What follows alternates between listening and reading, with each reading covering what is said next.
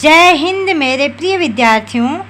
जयशंकर प्रसाद जी का कामायनी महाकाव्य हिंदी साहित्य की अमर कृतियों में से एक मानी जाती है।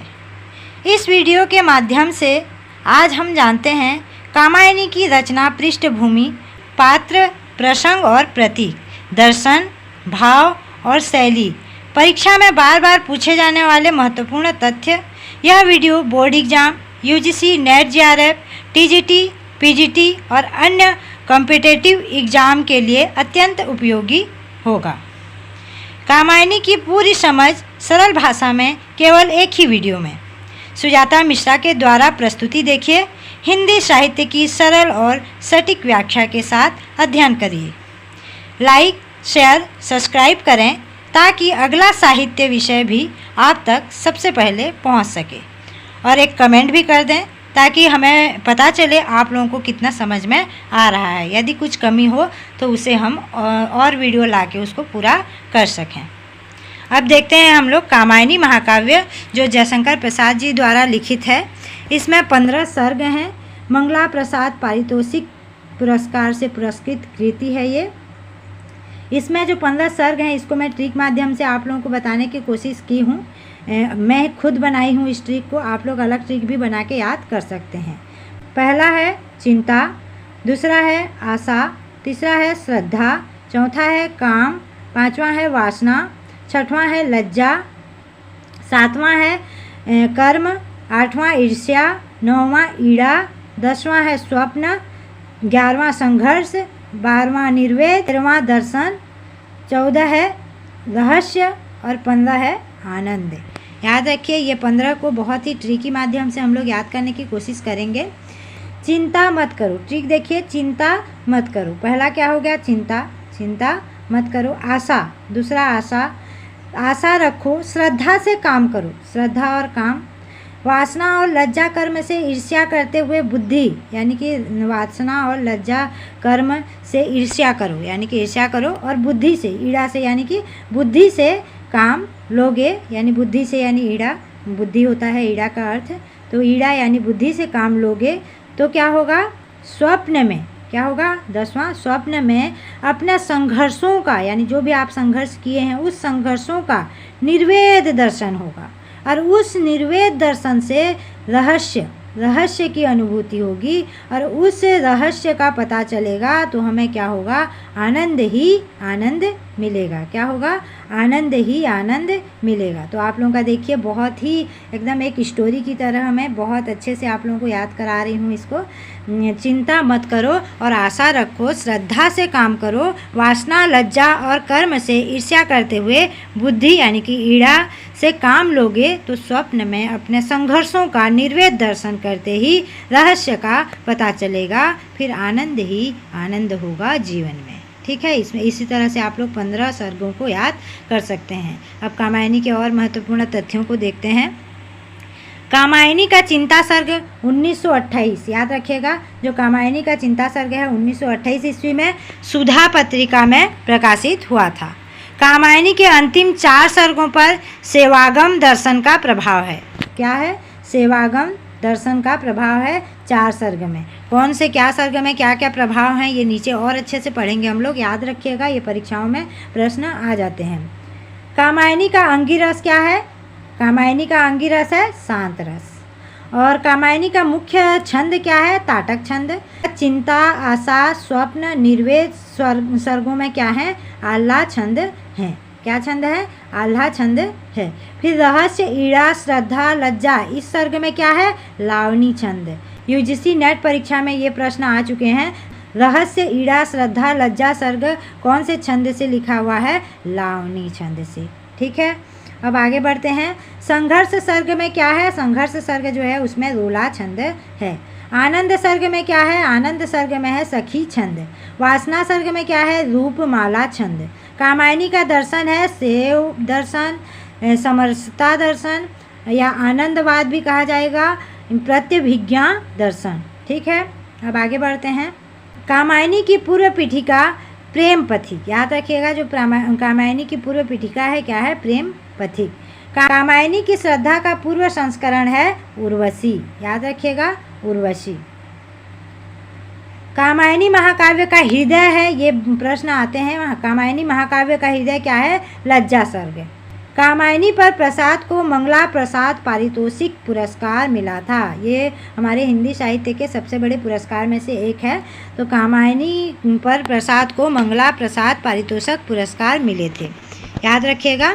काम गोत्र में जन्म लेने के कारण श्रद्धा को कामायनी कहा गया, यानी काम गोत्र में जन्म लेने के कारण श्रद्धा को क्या कहा गया? कामायनी। याद रखिएगा, श्रद्धा को क्या कहा गया? कामायनी। प्रसाद ने कामायनी में आदि मानव मनु की कथा के साथ साथ युगीन समस्याओं पर प्रकाश डाला है। कामायनी दर्शन समरसता आनंदवाद है। कामायनी की कथा का आधार क्या है? ऋग्वेद, छांदोग्य उपनिषद, शतपथ ब्राह्मण तथा श्रीमद् भागवत है। घटनाओं का चयन शतपथ ब्राह्मण से किया गया। घटनाओं का चयन कहाँ से किया गया है? शतपथ ब्राह्मण से किया गया है, याद रखिएगा। कामायनी की पूर्व पीठिका प्रेम पथिक है। कामायनी की पूर्व पीठिका क्या है? प्रेम पथिक है। कामायनी की श्रद्धा का पूर्व संस्मरण उर्वशी है, ये भी याद रखिएगा, उर्वशी है।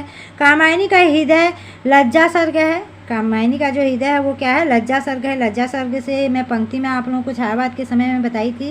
नारी तुम्हें केवल श्रद्धा हो, विश्वास रजत के नग तल में, पीयूष स्रोत सा बहा करो जीवन के सुंदर समतल में। ये लज्जा सर्ग के ही पंक्ति हैं। कुछ इसको श्रद्धा मानते हैं, श्रद्धा सर्ग नहीं है, ये लज्जा सर्ग है और ये परीक्षाओं में प्रश्न पूछे जाते हैं।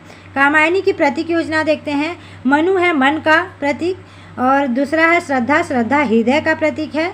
ईड़ा बुद्धि का प्रतीक है। कुमार मानव का प्रतीक है। और आकुली किरात जो इसमें पात्र है वो आसुरी शक्ति का है, यानी इसमें पात्र हैं मनु, श्रद्धा, ईड़ा, कुमार, आकुली, किरात, तो ये सभी प्रतीक हैं। मनु है मन का, श्रद्धा है हृदय का, ईड़ा है बुद्धि का, देखिए मैं आप लोगों को बताई थी, ईड़ा यानी बुद्धि, बुद्धि का प्रतीक है। कुमार मानव का और आकुली किरात आसुरी शक्ति का प्रतीक है। कामायनी पर प्रसिद्ध पुस्तकें जो कामायनी पर लिखे गए हैं, यानी जब कामायनी का शोध किया गया है तो उसमें जो पुस्तकें बने वो देखिए। कामायनी का पुनर्विचार मुक्तिबोध, कामायनी का पुनर्विचार मुक्तिबोध, ये उनका पुस्तक है मुक्तिबोध जी का। कामायनी अध्ययन की समस्याएं डॉक्टर नगेंद्र जी का है। अब तीसरा है कामायनी मूल्यांकन और मूल्यांकन इंद्रनाथ मदान का। और फिर है कामायनी एक पुनर्मूल्यांकन राम स्वरूप चतुर्वेदी जी का। कामायनी महाकाव्य के विषय में महत्वपूर्ण उक्तियां देखते हैं।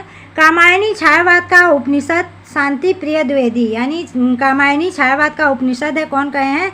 शांति प्रिय द्विवेदी, ठीक है। रहस्यवाद का पहला महाकाव्य क्या है? सूर्यकांत त्रिपाठी निराला जी कहे हैं कामायनी रहस्यवाद का पहला महाकाव्य है। कामायनी मानवता का रसात्मक इतिहास है, कौन कहे हैं? नंद दुलारे वाजपेयी जी की उक्ति है। मानव चेतना के विकास का महाकाव्य डॉक्टर नगेंद्र जी। कामायनी एक आर्ष महाकाव्य है, डॉक्टर नगेंद्र। कामायनी एक रूपक महाकाव्य है, डॉक्टर नगेंद्र। आधुनिक सभ्यता का प्रतिनिधि काव्य डॉक्टर नामवर सिंह। कामायनी फैंटेसी है, मुक्तिबोध। कामायनी एक असफल कृति है, कौन कहे हैं? Doctor Indranath Madan, doctor Indranath Madan. कामायनी नए युग का प्रतिनिधि काव्य है, नंद दुलारे वाजपेयी का कथन है।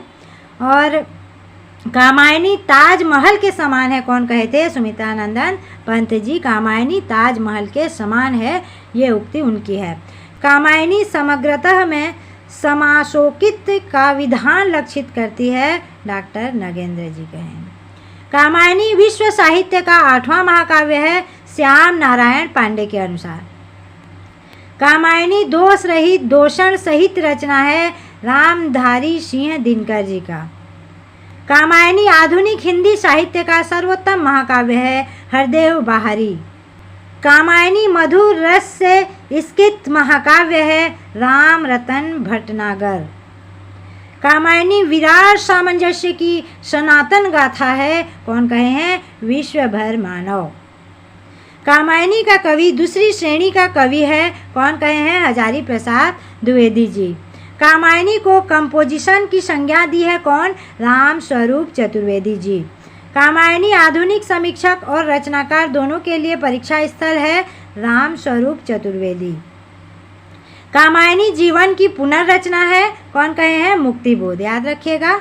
अब आगे चलते हैं। कामायनी महाकाव्य के बारे में महत्वपूर्ण कथन कौन क्या कहे हैं? कामायनी पर आलोचकों के कथन देखते हैं। पहला है, कामायनी मानव चेतना का महाकाव्य है, यह हास्य ग्रंथ है। कौन कहे हैं? डॉक्टर नगेंद्र जी कहे हैं। कामायनी फैंटेसी है, कौन कहे हैं? मुक्तिबोध। याद रखिएगा, कामायनी को फैंटेसी कहा जाता है, कौन कहे हैं? मुक्तिबोध कहे हैं। कामायनी एक सफल कृति है, कौन कहे हैं? इंद्रनाथ मदान। याद रखिएगा, इंद्रनाथ मदान। कामायनी नए युग का प्रतिनिधि काव्य है, कौन कहे हैं? नंद दुलारे वाजपेयी। यानी कामायनी नए युग का प्रतिनिधि काव्य है। कामायनी ताजमहल के समान है, ऊपर भी आप लोग देखें, सुमित्रा नंदन पंत। ये परीक्षा में बहुत प्रश्न पूछे जाते हैं, इसीलिए मैं रिवीजन करवा दी हूँ, रिपीट करवा दी हूँ। कामायनी एक रूपक है, नगेंद्र जी का है।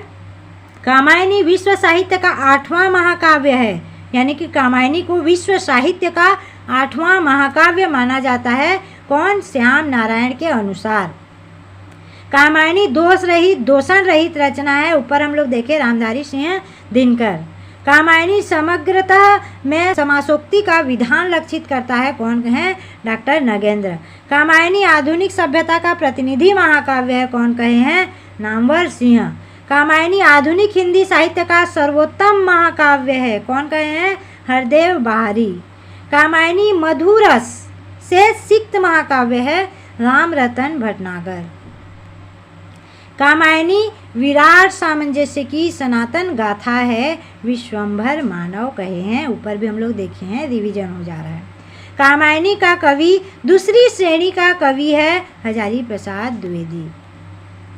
कामायनी वर्तमान हिंदी कविता में दुर्लभ कृति है, यानी वर्तमान जो हिंदी कविता है उसकी दुर्लभ कृति है, बहुत ही महत्वपूर्ण महाकाव्य है। कामायनी में प्रसाद ने मानवता का रागात्मक इतिहास प्रस्तुत किया है, जिस प्रकार निराला ने तुलसीदास के मानस विकास का बड़ा दिव्य और विशाल रंगीन चित्र खींचा है। किनका कथन है? आचार्य रामचंद्र शुक्ल जी का। याद रखिएगा, आचार्य रामचंद्र शुक्ल जी का और हजारी प्रसाद द्विवेदी जी का, राम स्वरूप चतुर्वेदी जी का, ये तीनों का बहुत प्रश्न आते हैं, तो याद रखिएगा। कामायनी छायावाद का उपनिषद है, शांति प्रिय द्विवेदी जी के अनुसार। कामायनी को कंपोजिशन की संज्ञा कौन दिए हैं? राम स्वरूप चतुर्वेदी। मुक्तिबोध का कामायनी संबंधी अध्ययन फूहड़ मार्क्सवाद का नमूना है, कौन कहे हैं? बच्चन सिंह जी। कामायी जीवन की पुनर्रचना है, मुक्तिबोध जी के अनुसार। कामायनी मनोविज्ञान की ट्रीटाइज है, कौन कहे हैं? नगेंद्र जी। कामायनी आधुनिक समीक्षक और रचनाकार दोनों के लिए परीक्षा स्थल है, राम स्वरूप चतुर्वेदी। अब मिलते हैं अगले वीडियो में मेरे प्रिय विद्यार्थियों, धन्यवाद।